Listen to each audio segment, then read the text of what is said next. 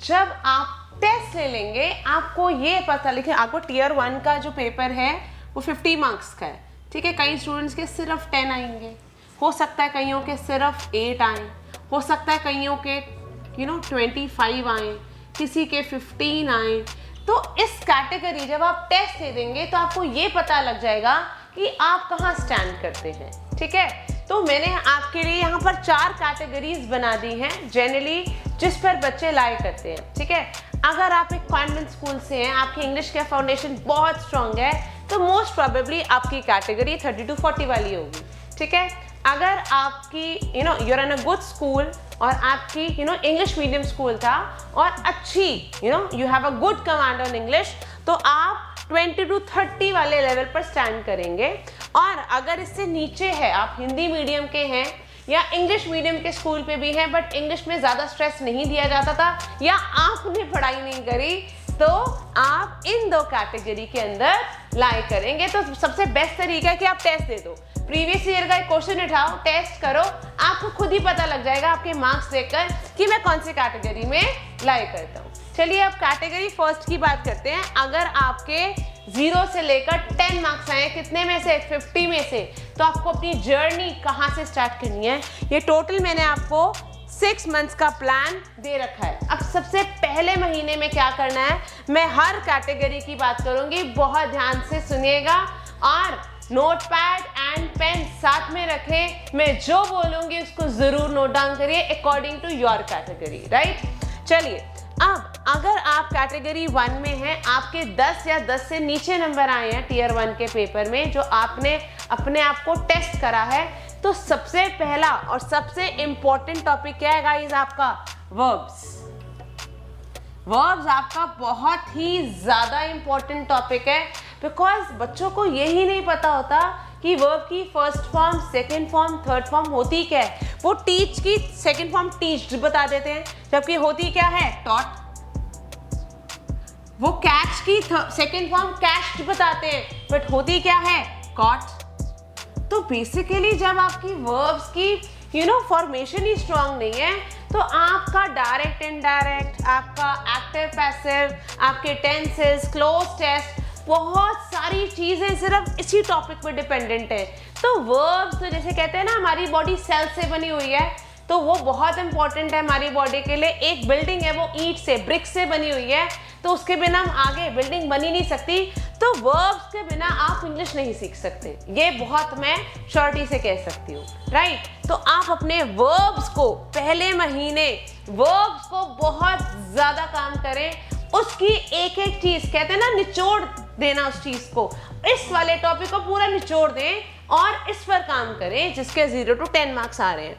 अच्छा, नेक्स्ट, अब जो 10 to 20 कैटेगरी वाले लोग हैं वो क्या करेंगे? वो करेंगे सिर्फ प्रेजेंट टेंस। अब सिर्फ प्रेजेंट टेंस करने का मतलब ये नहीं है कि सिंपल प्रेजेंट टेंस की बात कर रही हूँ, मैं प्रेजेंट टेंस के सारे टेंसेस की बात कर रही हूँ। Simple present tense, present continuous tense, present perfect tense, present perfect continuous tense. आपने अपने प्रेजेंट टेंस को बहुत स्ट्रॉन्ग कर लेना है, उसके सारे रूल्स, सारे मतलब सारे रूल्स, नेगेटिव, इंटेरोगेटिव, उसके स्ट्रक्चर और उसके साथ साथ उसके प्रीवियस ईयर क्वेश्चंस, उससे रिलेटेड जितने भी क्वेश्चंस अभी तक आए हैं, आपने उनको बिल्कुल निचोड़ देना है, ठीक है। देखो गाइस, स्टार्टिंग में आपको लगेगा कि यार सिर्फ एक कॉन्सेप्ट पे इतना ध्यान दे रहे हैं, बाकी सिलेबस कैसे पूरा होगा। आई नो यही वाला जो एक सवाल है वो ज़्यादातर स्टूडेंट्स के माइंड को स्ट्राइक करेगा, बट गाइस धीरे धीरे चलो, बट स्ट्रॉन्ग चलो। अगर आपके पेड़ की जड़ मजबूत है ना, तो आपके पेड़ को आंधी तूफान कोई नहीं हिला सकता, राइट। तो अपनी जड़ को मजबूत करो। नाउ जितने भी 20 से 30 वाले कैटेगरी वाले एस्पिरेंट्स हैं या स्टूडेंट्स हैं, उनको करना है, जिनकी अच्छी कमांड है इंग्लिश में, वो पूरा करेंगे फुल टेंस। फुल टेंस मतलब present tense, past tense, future tense, उनके सारे काइंड्स, ठीक है। Simple, continuous, perfect and perfect continuous, ये सारे टेंसेस वो खत्म कर देंगे अपने पहले महीने में, प्लस उसकी एक्सरसाइजेस, प्लस उसके प्रीवियस ईयर क्वेश्चंस आपने सब कर देना है पहले महीने में। एंड जिनके 30 to 40 मार्क्स आ रहे हैं, उनके लिए जो जिनकी बहुत अच्छी कमांड है इंग्लिश में, उन्होंने क्या करना है, टेंस तो करना ही करना है, सारे तरीके के टेंस तो करने ही करने हैं, साथ में एक्टिव पैसिव और वोकैबुलरी, ये वाले 2 टॉपिक्स भी पकड़ने हैं। बिकॉज अगर उनका टेंस स्ट्रांग है तो एक्टिव पैसिव करना उनके लिए बहुत बड़ी बात नहीं है, बिकॉज उसके अंदर भी रूल समझते जाना है और करते जाना है। और वोकैबुलरी देखो, 800 वर्ड्स एक बारी में ऐसे करना कोई बच्चों का खेल नहीं है, ठीक है। अच्छा, अब मेरे पास जो एक बहुत ही बड़ा सवाल बहुत बार आता है, बहुत सारे डीएम्स आते हैं, मैम वोकैबुलरी कैसे करें। देखो गाइस, अगर आपका वाई स्ट्रॉन्ग है कि मैंने क्यों करना है, मैं SSCGL क्यों कर रहा हूँ, देखो एक होता है कि माँ बाप बोल रहे हैं हमने पढ़ना है, और एक होता है यार मैंने कुछ जिंदगी में बनना है। आपका वाई स्ट्रॉन्ग होना ना बहुत ज़रूरी है, तो हाउ उसके रास्ते भी निकल जाते हैं। तो अगर आपका वाई स्ट्रॉन्ग नहीं है तो आपका हाउ भी वीक रहेगा। तो अपने वाई को ज़रूर स्ट्रॉन्ग करें। जब तक आपके अंदर वो फायर नहीं है ना, मैंने वो करना है, मैंने वो टारगेट अचीव करना है, मैंने इतने दिन में इतने महीने में ये चीज़ करके दिखानी है, और उसके लिए गाइस सैक्रिफाइस तो करना पड़ेगा। आप सोचो कि बस जैसे मैम बोल रही हैं और जैसे मैम ने प्लान बनाया बस मैं ऐसा करता जाऊँगा, इसको करने के लिए बहुत पेशेंस चाहिए। मैंने यहाँ बहुत हाईलाइट करिए word, consistency is the key to success. अगर आप कंसिस्टेंट नहीं है, 2 दिन पढ़े फिर 2 दिन नहीं पढ़े, कहीं घूमने चले गए, बर्थडे आ गया, एनिवर्सरी आ गई, चला मन ही नहीं है पढ़ने का, कुछ भी नहीं है, तो बात नहीं बनेगी। कंसिस्टेंट तो आपको रहना पड़ेगा। तो अपना वाई जरूर स्ट्रांग रखें कि आप इस लेवल तक क्यों पहुंचना चाहते हैं, आपका सपना क्या है। आप अपने माँ बाप को बिना टैग के कब वो चीज खरीदेंगे कि आपको टैग ही ना पढ़ना पड़े, यार पैक कर दो, बात ये लगे ना उस चीज की। तो गाइस उसके लिए मेहनत करनी पड़ेगी, ठीक है। अब हम आते हैं 2nd मंथ के प्लान पर। अब जिनके मार्क्स 0 से 10 आ रहे हैं, अब उनका वर्ब्स इन्होंने निचोड़ दिया है और बिल्कुल वर्ब्स में ये परफेक्ट हो चुके हैं। अब आते हैं हम प्रेजेंट टेंस पे। अब ये वाले बच्चे क्या करेंगे, 2nd मंथ में प्रेजेंट टेंस पर काम करेंगे, और प्रेजेंट टेंस की सारे काइंड्स पर, simple, continuous, perfect and perfect continuous पर वो बच्चे काम करेंगे। और 3rd मंथ में वो आप पास्ट और फ्यूचर भी कंप्लीट करेंगे। मतलब 2 महीने हमने क्या करना है, 2nd मंथ और 3rd मंथ अपने टेंसेस को स्ट्रॉन्ग करना है। अब आप बोलेंगे मैम 1st मंथ में सिर्फ प्रेजेंट टेंस, 3rd मंथ में दोनों। गाइस एक्चुअली होता क्या है, जब आपको एक अगर मैं एक रेसिपी देती हूँ सिखाने के लिए, देखो कितने बच्चे पीजीज में रह रहे हैं, कितने बच्चे अपने घरों से दूर रह रहे हैं, इतना स्ट्रगल भी करते हैं, ठीक है। बट जब आपको खाना बनाना पड़ता है, क्या एक ही बारी में आ जाता है? टाइम लगता है ना। या तो आप सीख कर आए, उसकी बात अलग है, और अगर आप सीख रहे हैं तो आपका वो जो पहले 10 दिन होंगे ना खाना बनाने सीखने के, 15 दिन, वो थोड़े से स्ट्रगलिंग होंगे। फिर धीरे धीरे जब आपको पता लग जाएगा चाय ऐसे बनती है, चावल में 2 गिलास पानी डलता है, नमक डलता है, इस वाली सब्जी में ये प्याज टमाटर डलता है, तो धीरे धीरे आपका हाथ ना सेट हो जाएगा। जब 15-20 दिन होंगे उसके बाद मैं बोलूँगी यार इससे मिलती जुलती चीज़ ना ये बनती है, तो आपको पहली चीज़ आती होगी ना, तो 2nd सब्जी आप फटाफट से बना लेंगे, बिकॉज आपको एक्चुअली पता लग गया है, रूट पता लग गई है, स्ट्रक्चर पता लग गया है, उसकी कॉम्पोजिशन पता लग गई है कि मैंने उस चीज़ को कैसे बनाना है।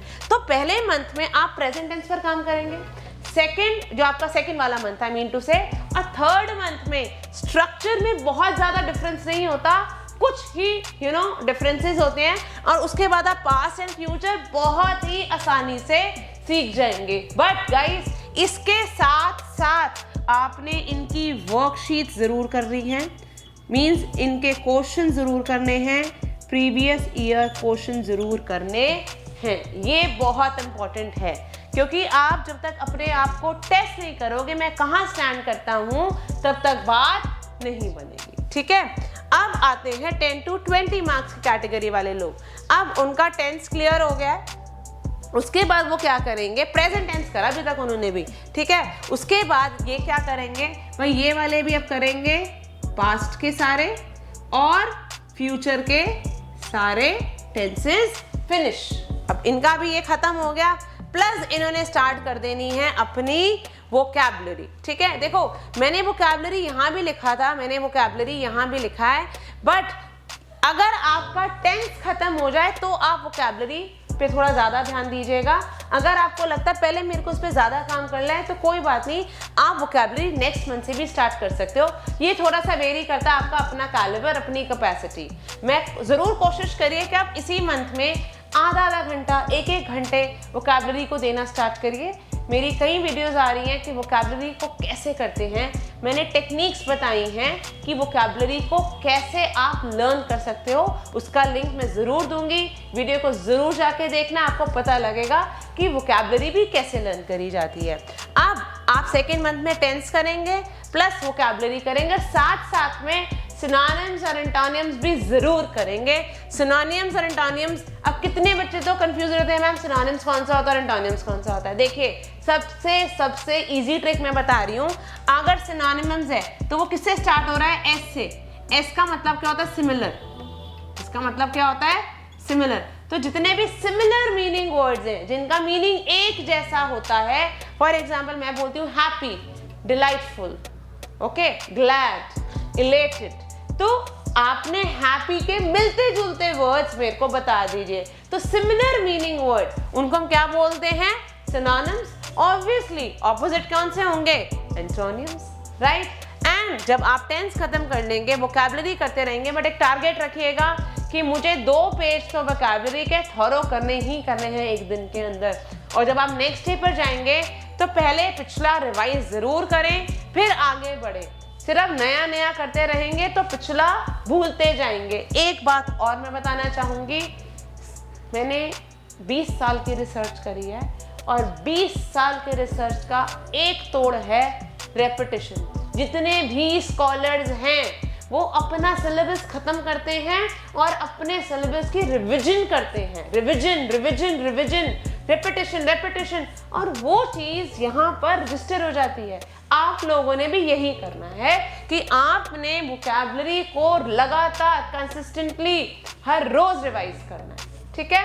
अब हम आते हैं 20 से 30 वाले लोगों की, बच्चों की बात करते हैं। अब भाई ये तो थोड़े स्ट्रांग है ना, इनको तो आता है। चलिए अब इनके टेंसेस खत्म हो गए, इनसे रिलेटेड वर्कशीट्स कर ली, प्रीवियस ईयर क्वेश्चंस कर लिए। अब उन्होंने क्या करना है? Vocab plus active passive plus direct indirect. अब आप जो सेकेंड मंथ में वोकैब करेंगे, एक्टिव पैसिव करेंगे, डायरेक्ट इनडायरेक्ट करेंगे, तो सेकेंड मंथ में आप थोड़ा सा बेसिक लेवल लेंगे ताकि आपको ना आपका कॉन्फिडेंस लूज ना हो, ठीक है। हम कोई भी चीज़ करने जाते हैं एकदम से कॉम्प्लेक्स वाले सेंटेंसेस ले लेंगे ना तो हमें लगेगा यार हमें तो कुछ आता ही नहीं है, मैं तो कुछ कर ही नहीं पाऊंगा। आधे से ज़्यादा 25 लाख ऐसे सीजीएल के एस्पिरेंट्स होते हैं, ये मेरा एक मिनिमम रिसर्च है। उसके बाद 10 लाख बच्चे अपीयर करते हैं एग्जाम्स के अंदर और सिर्फ 10,000 बच्चों को नौकरियां मिलती हैं। तो गाइस कंपटीशन बहुत बड़ा है, तो अपनी कुर्सियों की पेटी बांध लीजिए, पढ़ने के लिए डटे, क्योंकि बिकॉज बहुत हाई कंपटीशन है मार्केट के अंदर।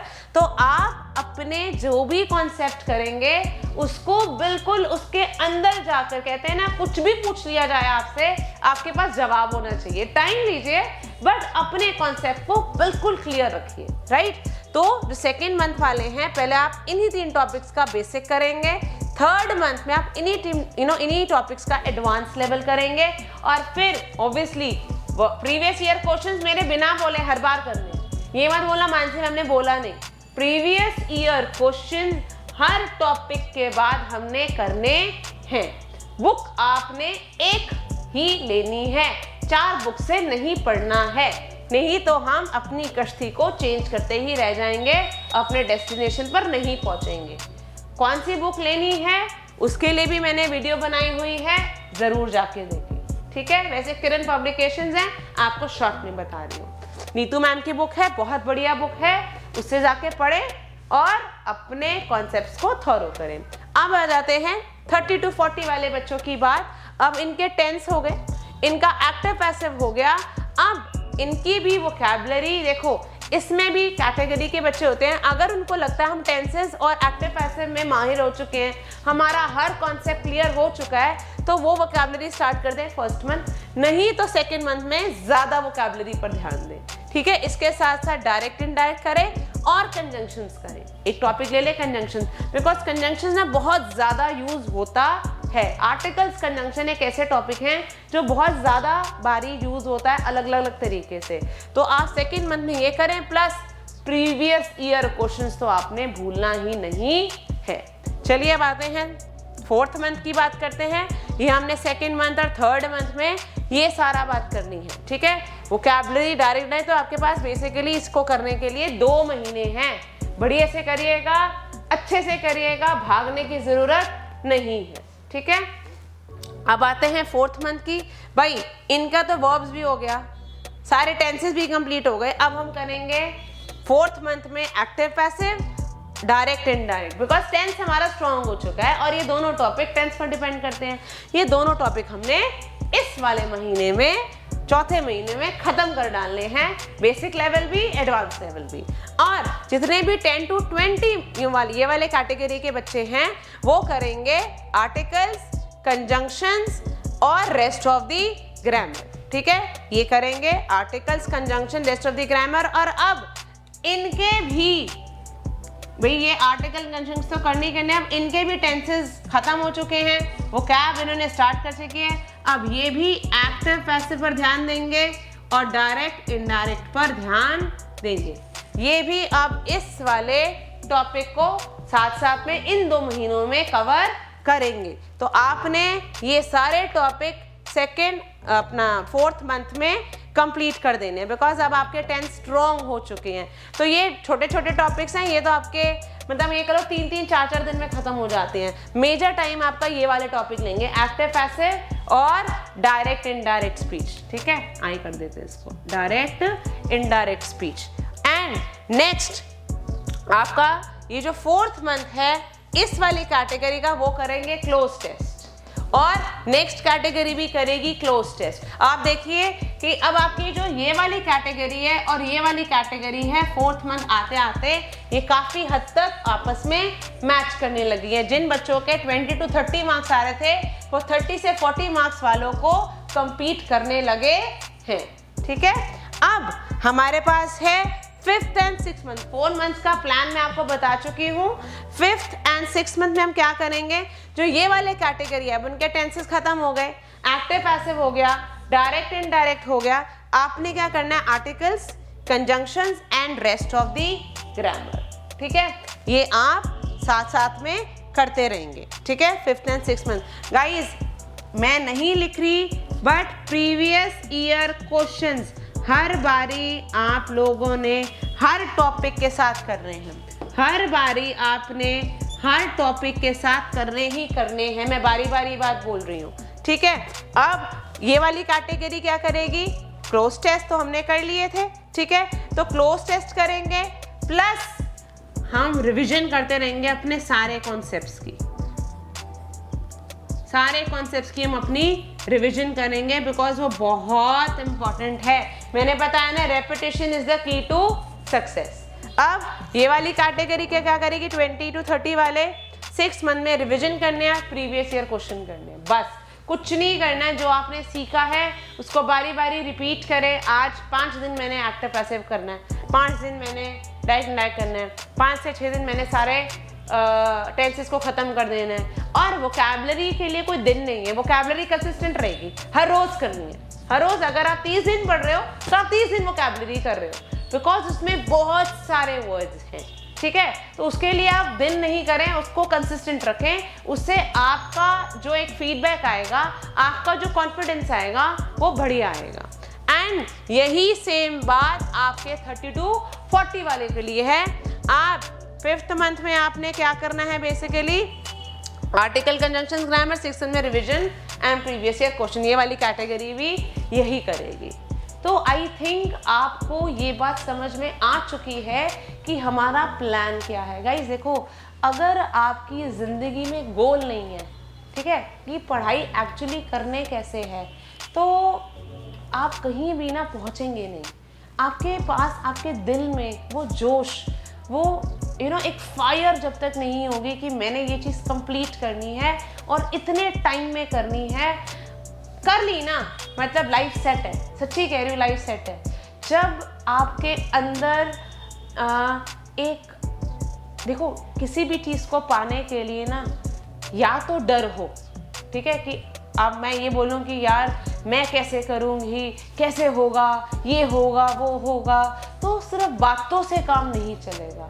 ये डर जो है ना, वो डर बोलने से बाहर नहीं निकलेगा, कुछ करने से बाहर निकलेगा। बिकॉज आधे से ज़्यादा स्टूडेंट्स यही सोचते थे, यार मैं कर पाऊँगा या मैं नहीं कर पाऊँगा। गाइस, शाहरुख खान 20 साल का था, कोई उसका बैकग्राउंड नहीं है, उसका कोई गॉडफादर नहीं है, और आज देखो वो कहाँ पर है। अंबानीज, कहाँ उनके दादाजी ने स्टार्ट किया था, आज वो कहाँ पर हैं। तो ये जो सेल्फ डाउट होता है ना, पहले तो ये सेल्फ डाउट को अपने अंदर से बिल्कुल जड़ से बाहर निकालो। सेल्फ डाउट आपको खराब करता है, बट ये सेल्फ डाउट तब हटता है जब आप मेहनत करते हैं। और मेहनत भी कैसे, गधों की तरह नहीं, स्मार्ट मेहनत करते हैं। आजकल डिजिटल का ज़माना है ना, हम भी देखो आजकल ऑनलाइन पढ़ाते हैं। पहले मेरे ज़मानों में तो ऐसा कुछ नहीं होता था, हमारी टीचर्स आती थी, हम पढ़ते थे, हम एग्ज़ाम देने जाते थे। आजकल तो सब कुछ ऑनलाइन है, तो आपकी टेक्निक्स भी ऑनलाइन वाली होनी चाहिए, ठीक है। अपनी टेक्निक्स पर ज़रूर काम करें, देखते हैं मेमोरी को कैसे बढ़ाएं, एक्सरसाइज करें, अच्छा पौष्टिक खाना खाएं, जिससे आपकी बॉडी तैयार हो अपने इस ड्रीम को पाने के लिए, राइट। तो I think everything is clear. Still आपको कोई डाउट्स हो, प्लीज कमेंट में जरूर लिखें, I will be there for you. और अगर आपका कोई और भी क्वेश्चन है तो जरूर पूछें। Till the time, thank you. This is Mansi Bajaj, your coach, your mentor.